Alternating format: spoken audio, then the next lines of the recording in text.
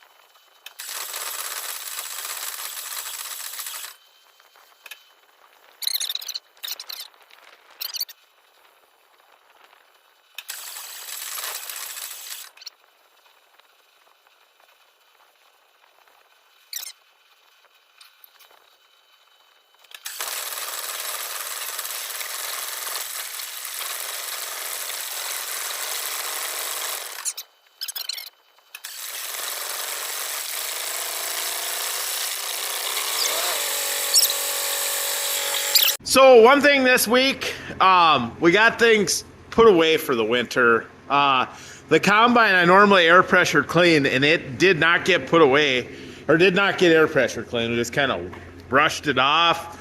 The day we had a compressor available for us, I couldn't do it, and I never did hear back from my guy. So we got things arranged. So my Peterbilt will actually sit in here. I put my grain truck over here in this bay, so I got it's next to the hay and the straw for the cattle. Well, we don't have enough hay for the cattle, so I had to buy some. So I filled the grain truck up. So yeah, we're getting a little bit closer to ready for winter, but boy, it hit. It is really cold out. It was single digits overnight. Frost is going down. It's not good for tiling, but hopefully, we still get some more days of tiling. We really need to. So, yeah, there's that mill again. All this livestock stuff. Now, hopefully yet this afternoon, the first of the heifers show up. Then our bred heifer will come tomorrow morning. I ground feed. I will put up a clip of me grinding feed that was from TikTok. We'll put this in here, but this is our feed mill we picked up. It's a late 60s John Deere 400, and it's in really nice shape. It worked good. It needed a few things, but yeah, we got feed ground, and now I gotta take the 856 there and take the weights off. The 8's getting a loader put back on it. It had a loader years ago, and it's getting another loader put on now. So, but I will put up the TikTok of this grind and feed. It's pretty neat. Yeah, it's a really nice old feed mill.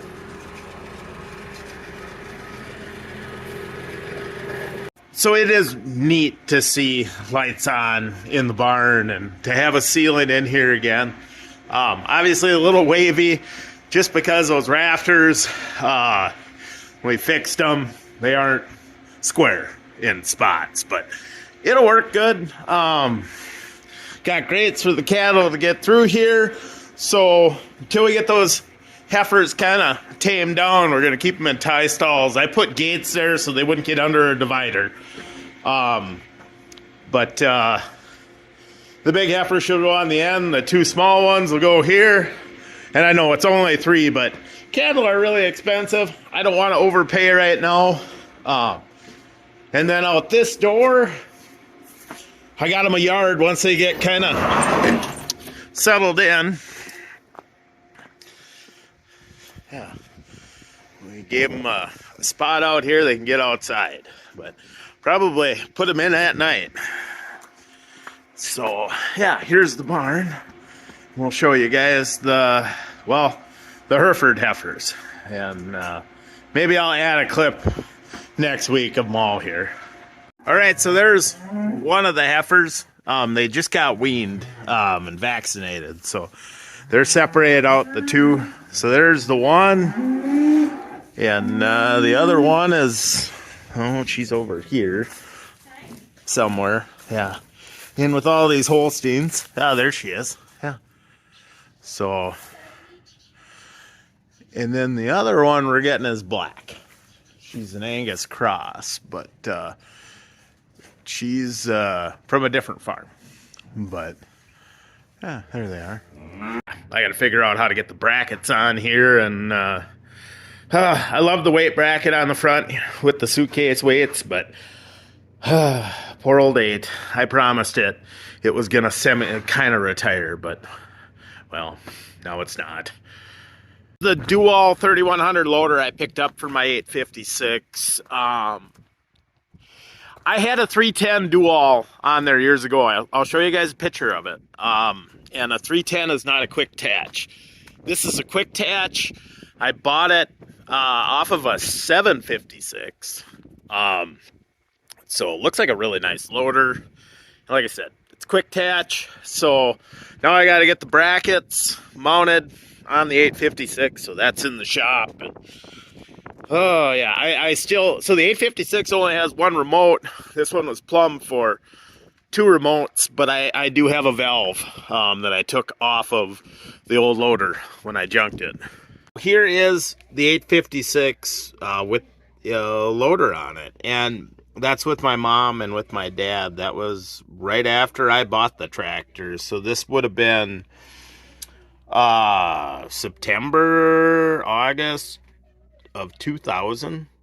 But yeah, as you can see, it's not a quick attach loader. So when I took that loader off, I think that loader, I was scraping, plowing the driveway, and I hit something frozen, and I was, really flying, and it bent the loader arms, and I just didn't fix it.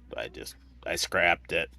And yeah, I actually loved it as a loader tractor, so I'm excited to get that 3100 on there and have a quick attach loader on it. So yeah, so we are tiling. Very dirty cab glass, but there's just a few inches of frost, even though it's really cold.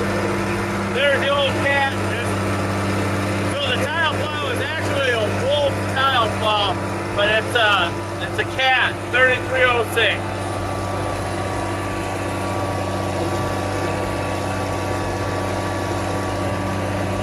I'm gonna string a little tile here. So actually you can see my tracks. That's where I'm going. That's my survey. And lay it alongside of it.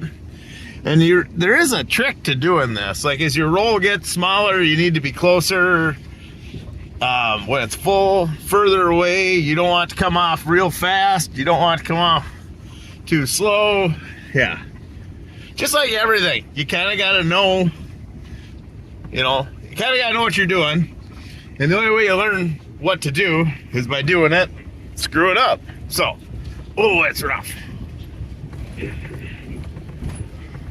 And we hit the brake. So you can see the cart came up, there's a brake. I'll lower it. There we go. That's how you string tile. Or at least, that's how I string tile. Alright, it's cold out, so I'm putting in my nomination for hardest working farmer. Alright, so here's this feed mill in the daylight. I'll give you guys a little tour, but first we're going to grind this feed. I'm just grinding a cow tank full right now. I want to do something a little different with the loading auger, but I should have got more clearance last summer, but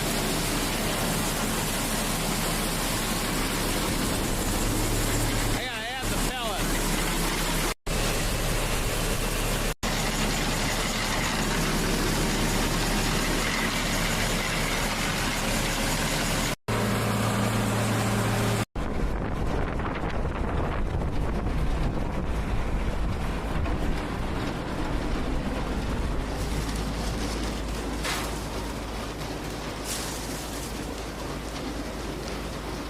Fancy.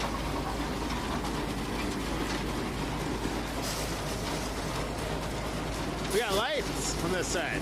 I could probably put a bigger screen in there. That's pretty fine, but yeah, they'll eat it. They'll like it. So we don't have our other stock tank ready. We'll get it, but so we got on a little bit extra. But that's all right. It's pretty cold out. This corn is cold. It ain't gonna freeze up in here. This way you don't get a surprise visit from a rat when you go to scoop feed out for them. So here is the mill. I don't know what year it is, but so they changed the logo in 1968, but they did use some of these later, just, I imagine they had plenty of, emblems. So this is probably late 60s. They made these, I think, until 1971. So it's a really old mill, but it's pretty nice. I think it was really nice. So this is a Craigslist purchase. And when I saw it, I thought it was pretty nice. I gotta go in where it's warm. So I was looking at feed mills, and someday I'll talk about my list of equipment that I want. I wasn't like looking for a John Deere feed mill. I would like a Gale, but we'll talk about that another video. But I didn't want to spend a ton of money. And here's the thing, like back in the day, there were 2 feed mills in town. You could just haul some corn up and they'd grind feed for you. We don't have any feed mills anymore. There's a spot where you can get feed, but that's it. It's bagged. Otherwise, you're getting bulk feed delivered, and you know where you're going to haul your corn to a feed mill somewhere that's, you know, a drive, and then they're going to have to bring a bulk truck out here with a delivery fee and everything. It's like, no, we need a mill.